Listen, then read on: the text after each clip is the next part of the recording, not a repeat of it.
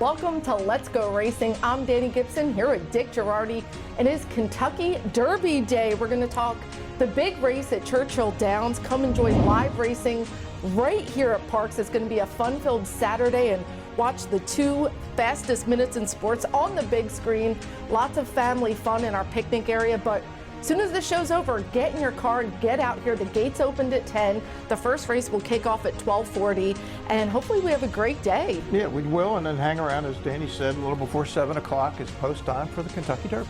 Well, big news last week. Smarty Jones was voted into the National Hall of Fame. Tell us what that is. It's a huge deal, Dani. The actual induction ceremony will be August 1st in Saratoga Springs, New York at the Fazig-Tipton Sales Pavilion, which is right down East Avenue from the main entrance to Saratoga Racecourse and right up the street from the Hall of Fame itself, where Smarty will join legendary horses like Secretariat and Citation and John Henry and all the greats of history. It was fascinating. Last week, before it was announced, I was able to find out the Monday night before the official announcement from Brian Bouye at the Hall of Fame that Smarty, in fact, had been voted in, which then sent our buddy Bruce Casella, who runs the show here, down to Florida, where we were able to surprise Pat Chapman with the news. Check it out. DJ, so I'm wishing you luck. Hey, Dick. Hey, Pat, you nervous about Thursday? I'm a little concerned. I'm not really nervous. I'm a little concerned. I'm hoping the vote goes the way I want it to, but you know, if it doesn't, you know, there are all kinds of ways to lose a horse race, so you never know. When was the last time you were in Saratoga Springs? It's been a long time. How would you like to go back this year with your horse being inducted into the Hall of Fame? And Pat, I'm here to tell you that the Hall of Fame has told me that Smarty Jones has been elected to the Hall of Fame. What? What? You heard me correctly. Are you serious? I am 100% serious. They were able to give us the word early so Bruce and I could tell you. God. I don't know. I'm like Steve Haskins said, I'm like a deer caught in headlights. What are you feeling? Oh, I'm feeling, I don't know, I'm feeling kind of numb. Are you kidding me? No, not kidding, Pat. We would have sent Bruce all the way down there. Are you kidding me? I thought there's a reason that, oh my God. Well, we're so happy for Mrs. Chapman. Of course, all the connections with Smarty Jones and the fans will get to enjoy a Smarty Jones exhibit right here at Parx. We're going to have his Kentucky Derby winning trophy, his Preakness trophy, his silks, and just some other really cool things that fans will get up close and see and enjoy here at Parx. Right, when you come into the track today, when you walk up the ramp, the main entrance, look to your left and you'll see the Smarty Jones exhibit with the trophies. Well, the big races today out at Churchill Downs, the Kentucky Derby, 3-year-olds going the mile and quarter. Let's talk about some of the 20-horse field. Of course, Journalism, Morning Line favorite, Sandman, Coal Battle. How do the horses look? Look, Journalism is the deserving favorite, Dan. He's won 4 in a row. Once you started going around 2 turns, he was just an absolute killer, and he's got the big numbers. He's by Curlin. Everything sets up for him. You watch him on the track. He's been brilliant. Michael McCarthy, who I got to spend some time with on Super Bowl Sunday at Santa Anita before he made his 3-year-old debut in the San Felipe. Very, very confident. I don't think anything's shaking his confidence. Michael McCarthy, of course, a busy man. Here's one of his interviews. You were confident in this horse as far as draw, and you still, obviously, the sentiment remains with drawing the 8? I sure hope so, yeah. I would have been happy pretty much anywhere. My horse is fast enough. He's tactical, so I thought 8's perfect for him. And then as far as, he's got this big scopy stride. He bounds out. Do you find he's going to have plenty of space there, and it's breaking well from gate 8? The history of the Derby is obviously usually a pretty vibrant opening quarter mile. He'll be part of that, probably just back off the speed. I think there'll be plenty of room for him to move. Well, one of the other top trainers, Bob Baffert's back in the Kentucky Derby with Citizen Bull and Rodriguez. Yeah, the problem with Bob is going to have here just tactically is they both have similar running styles. They have inside post positions. I'm not sure how they're going to navigate that, but the bottom line is it's good to have him back. This suspension went on way longer than it should have. Good news, he's back and he's got a couple contenders. Nice to be back here and back at the old barn, and horses all shipped well. They look great out there. The track's in good shape. And so we're You know, this is like the Masters. You know, it lasts a week, right? Everything's got to go great, and so far all the horses got in here in great shape, and we're happy the way they all, you know, they look great today. Well, the excitement is mounting. We're going to have more Kentucky Derby talk later in the show. We're going to take our first break. When we come back, it's all about golf. Golfing for Turning for Home in the PTHA at the Ben Salem Country Club. You don't want to miss it. It's happening again. Those missed tackles are starting to stack up. Your friends pleading with players who can't hear them. Sweating it out week after week. But not you. Why? Because whether they score or not, there's always another way to win on the Parx app. New casino users score up to $1,000 bonus back in their first 24 hours. The question a lot of people are asking themselves these days is, do I buy new or do I buy pre-owned? Here's what I'll tell you. New car inventories are still low and new car prices are still high. However, with the certified pre-owned Nissan at Chapman Nissan, we have a huge selection and you can save thousands over new. Plus a 7-year, 100,000-mile limited powertrain warranty, roadside assistance, 1-year prepaid maintenance, and so much more. And not for nothing. Can you really tell the difference? I can't.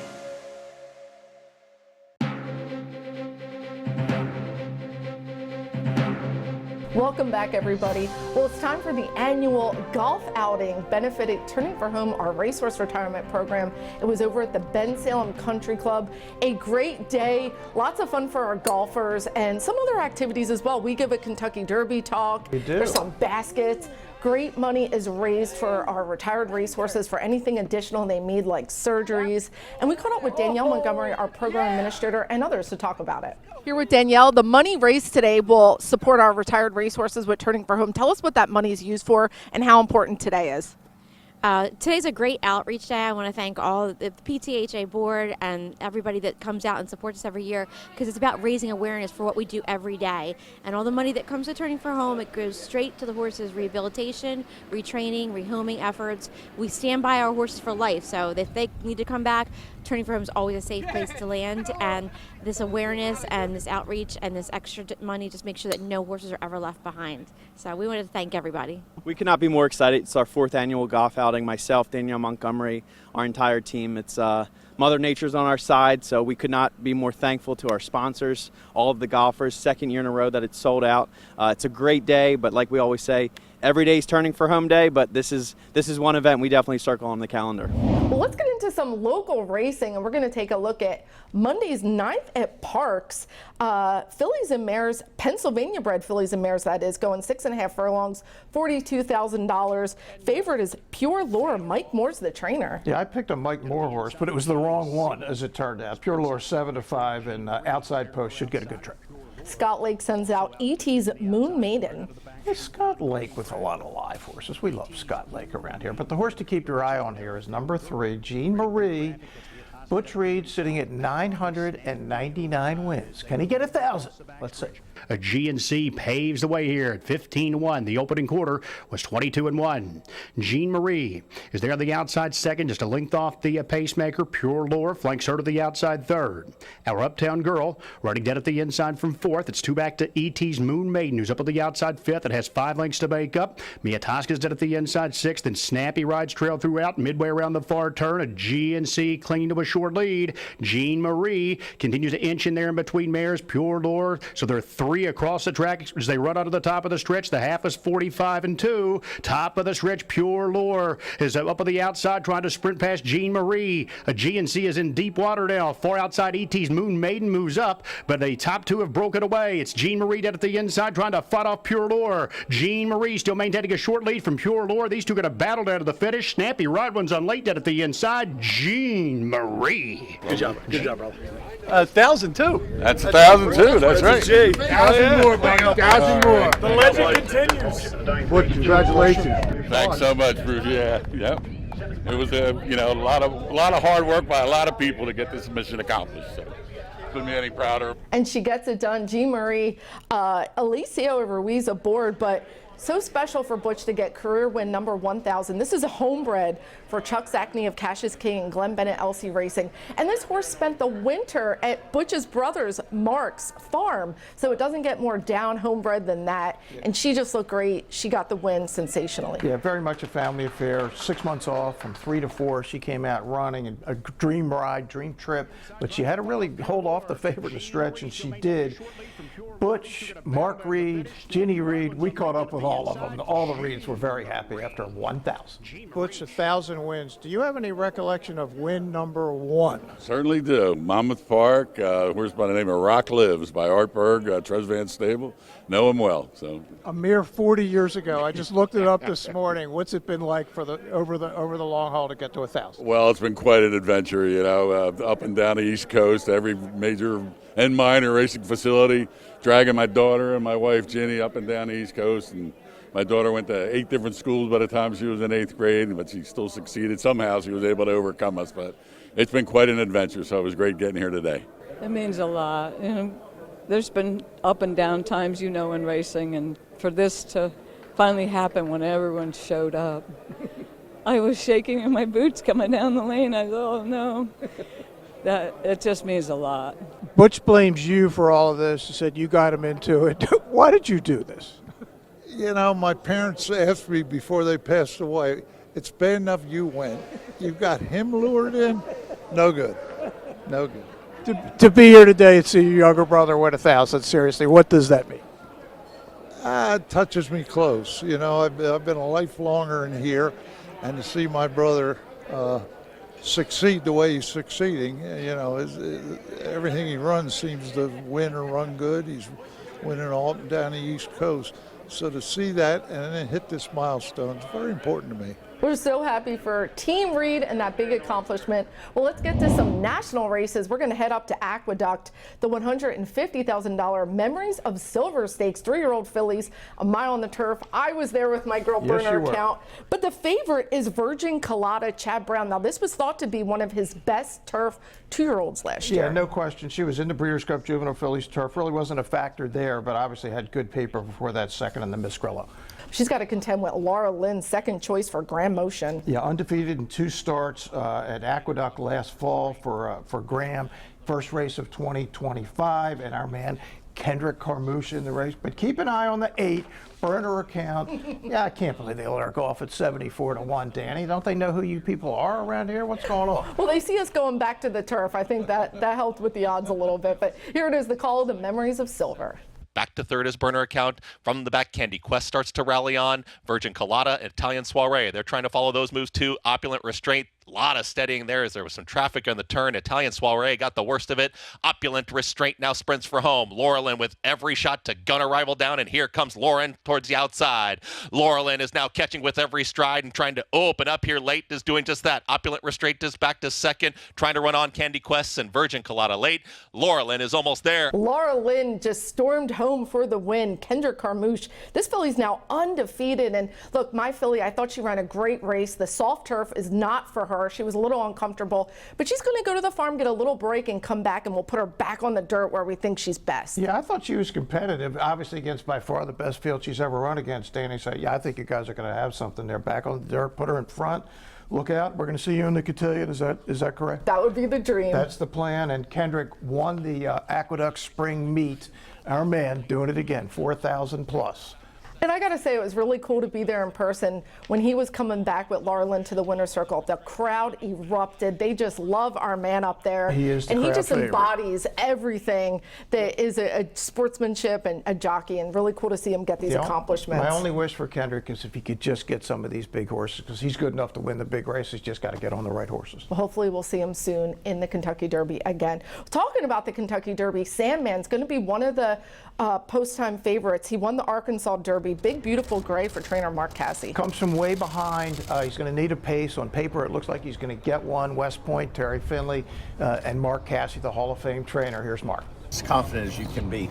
I've been doing this for a long, long time, so I know there's so many things that can go wrong, and you need some luck, but I'm as confident as I've ever been in him, maybe more so. I feel like he's coming to the race great.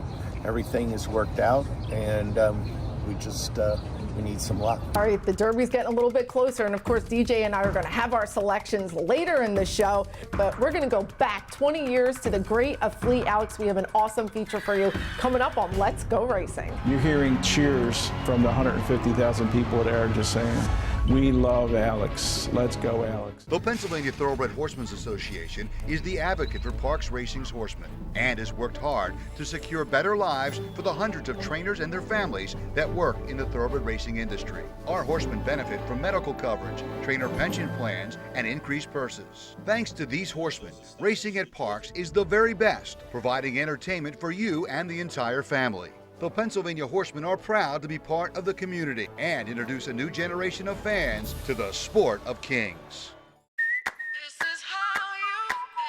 This is Parx. This is how you roll, this is how it goes. This is how you pop, this is how you rock. Take a chance, do a dance, little romance. This is how you.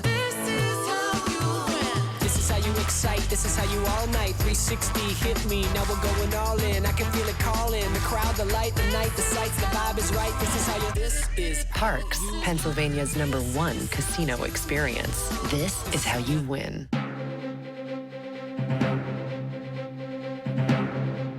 Welcome back, everybody. Well, it's time to get into our Fleet Alex feature that we've been showing you. This takes us back when he won the Arkansas Derby, and he came to Kentucky Derby as one of the favorites. 75,000, ended up winning $3 million. What a cool horse.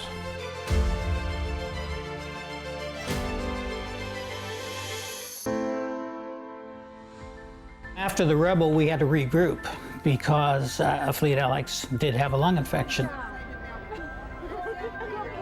When we came into the Arkansas Derby, a lot of sports writers had already written the Fleet Alex off. This is a playoff game. May 7th is the Super Bowl for 3-year-olds, so. My clients were still shopping to find another rider. So I told Mr. Zachney, I said, look, it's just fate. I said, you know, he knows this horse. He's been on him in the mornings. He's been on him in the afternoons. You know, he has complete faith in a Fleet Alex. And that's something that I really want at this time. Tim and I both knew the horse could go long. He just finished in the Breeders' Cup second. Everybody jumped off the bandwagon. I'm sitting there going, he just won 2 turns against the best 2-year-olds we have to offer. What else do you need? I mean, there was one horse out there who was Bellamy Road.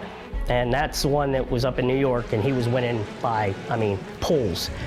One thing about Alex, he was battle tested. He went to the Breeders' Cup, Sanford, hopeful. So I had all the faith in him. I had no, as long as he came in with healthy lungs, I figured it was our race to lose. And they're off in the Arkansas Derby. He broke good, set in a good spot. He ran a tremendous race. He took him back early, let him settle, sit behind horses, split horses. Let's go, Charlie. Inside, buddy. Inside. I was in front of a TV monitor, Joe and I, and Joe had his kids with him watching the races. We're yelling and screaming, let's go Alex, let's go Alex. And moving up on the outside, there goes a Fleet Alex. When he asked him to run it at the head of the lane, he was just gone. I've always had faith in Alex. Here they come into the stretch of the 69th Arkansas Derby with a Fleet Alex showing the way. Come on, Jimmy. But a Fleet Alex has kicked it into gear. One of the most impressive Arkansas Derby wins ever. A Fleet Alex blowing the field away. He'll win this one by a good 8 lengths. All of a sudden we get to the finish line, we're going to the Derby, we're going to the Derby. After Alex won the Arkansas Derby in the fashion he won it and proved beyond the shadow of a doubt, which I had no doubt and Jeremy had no doubt that he could go a distance of ground, told the owners that's where we're going, we're headed to Kentucky. My daughter Alex was just a typical little girl. She was our only daughter, and she was diagnosed with cancer as an infant. And she just said to us one day, when I get out of the hospital, I want to set up a lemonade stand. I'm going to raise $1 million. She said, well, I think if people help me, I think I can do it. I read about it. I said, I got to contribute. We sent Alex's lemonade stand, 10% of everything that he owned. And she was over $900,000. Unfortunately, she passed away prior to hit $1 million. After Alex died and we decided to continue what she had started in our front yard, we really weren't sure how we would continue without her. Chuck called out of the blue and said, Alex had won the Arkansas Derby and would be going to the Kentucky Derby. On a pretty short notice, we learned that if we wanted to, we could set up a lemonade stand there. At the end of the day, we had raised over $10,000 at the Derby itself. And in the weeks following that, we would really learn the power that that opportunity had, the power that Athlete Alex had to bring new supporters and awareness to what we were trying to do to continue what Alex started. Today, 20 years later, Alex's Lemonade Stand Foundation has raised over $300 million. We've been able to continue what Alex started in a way that is way beyond anything I could have imagined. There's always pressure when you go into a Grade 1, especially the Kentucky Derby. I'd always said I would never run in those races just to run in them. I would have to have a horse that I thought could win it. Alex walked over like he was a lead pony. I mean, he didn't bat an eye. You're hearing cheers from the 150,000 people there just saying, "We love Alex. Let's go, Alex." It was just so special.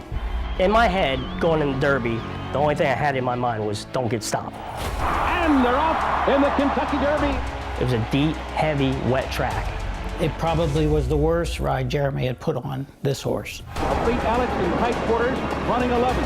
The problem was I moved way too early and way too many times. Athlete Alex trying to thread his way through between horses. Every time I saw a hole, I made Alex go up in. So he made like 5 or 6 different runs. So by the time we got to the 3/8 pole where the running really supposed to begin, I've already kind of used quite a bit of them. And here comes Bellamy Road, who's charging up on the outside. High Fly is moving with him. Spanish Chestnut is weakening. Athlete Alex is in behind them. Why, I have no idea. I decided to hit him right-handed the entire rest of the race. I drove him down to the dead rail, and that's how we got beat. Here comes Athlete Alex as he through between horses. Giacomo, don't get mad, late charge on the far outside. Coming down to the finish, closing argument short lead. Giacomo, Athlete Alex, it's a 3-horse photo finish, and on the wire, it's Giacomo who has won the 131st Kentucky Derby. I knew I screwed up. You know, you can't ask a horse to run and then sit, and then ask him to run and then sit. We're bummed, but it's certainly not the end of the world. We were hoping for a little more success, and we just felt it all year that it was going to be our race, our horse, our year. We just had to go forward, put that race behind us, and go on to the Preakness and try and show the world what we have. But as long as I rode a smart race, I didn't think there was any chance I'd get beat. I mean, he was like a freight train. I think he would have broke the track record. Didn't expect what was going to happen at the quarter pole. All right, well, it's always cool to see good athletes doing cool things, and Athlete Alex was just that. Well, it's time for this week's Jockey of the Week, sponsored by NovaCare. Congratulations, apprentice Melvis Gonzalez had 3 wins and some thrilling finishes, making him our Jockey of the Week, sponsored by NovaCare, the power of physical therapy. Now it's time for this week's Trainer of the Week. Big surprise on who it is. Congratulations. Butch Reed got a career milestone of 1,000 wins and got the honor right here at his home track at Parx, making him our Trainer of the Week. The PTHA proudly partners with the Tunnel to Towers Foundation. Now it's time for another Training for Home family photo. Debbie Surprise retired by trainer Felix Flores-Coba back in January of '04 with 2 wins. Now she lives in beautiful Wellington, Florida.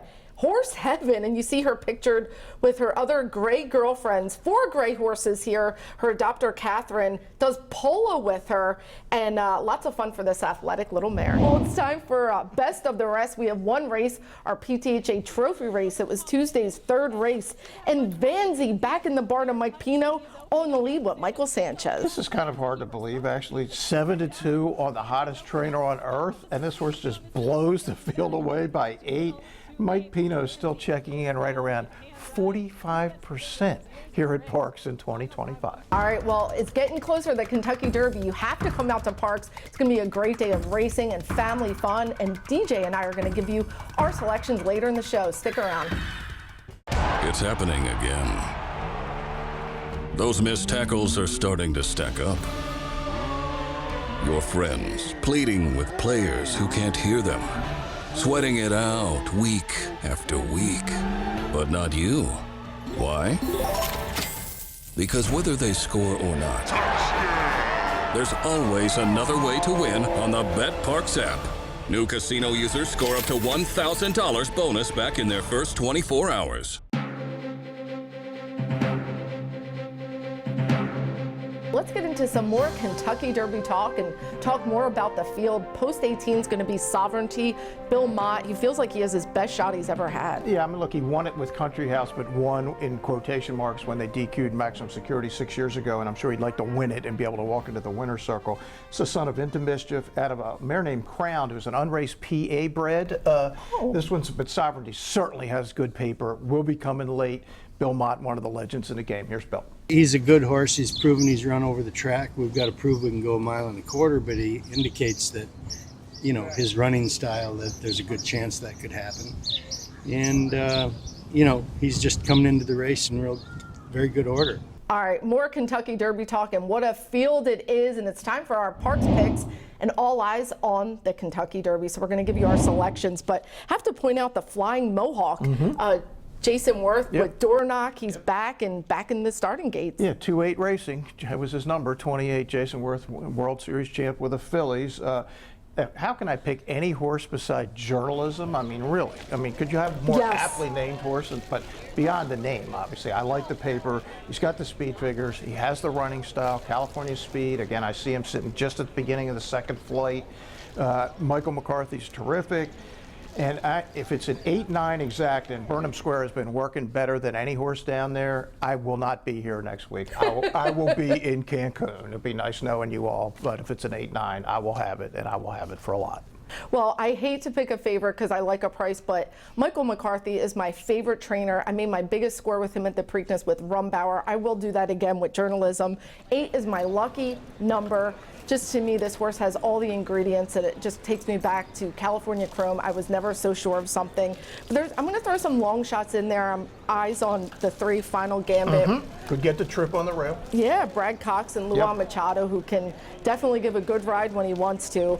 I think it's going to be an interesting field. Looking forward to it. But I want to see Whitey, Michael McCarthy, with the garland of roses around his neck. That would be great, and then we'll go visit him in Baltimore in a couple weeks. That'd be awesome. Well, we had a great podcast on Gate to Wire. Special guest, retired Senator Tommy Tomlinson. Make sure you check that out. We talk about everything, but come out. We have live racing today. It's going to be a great way to celebrate the Kentucky Derby. We look forward to seeing you.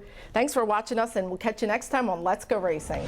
Off and racing in the Parx Pennsylvania Derby in a flawless beginning, and seize the ray. He's going to seize the day in the Pennsylvania Derby. Here comes Torpedo Anna, a 16th left to go. Torpedo Anna, the Grizzly has the heart of a lion. Torpedo Anna gets the win, a narrow victory in the cotillion.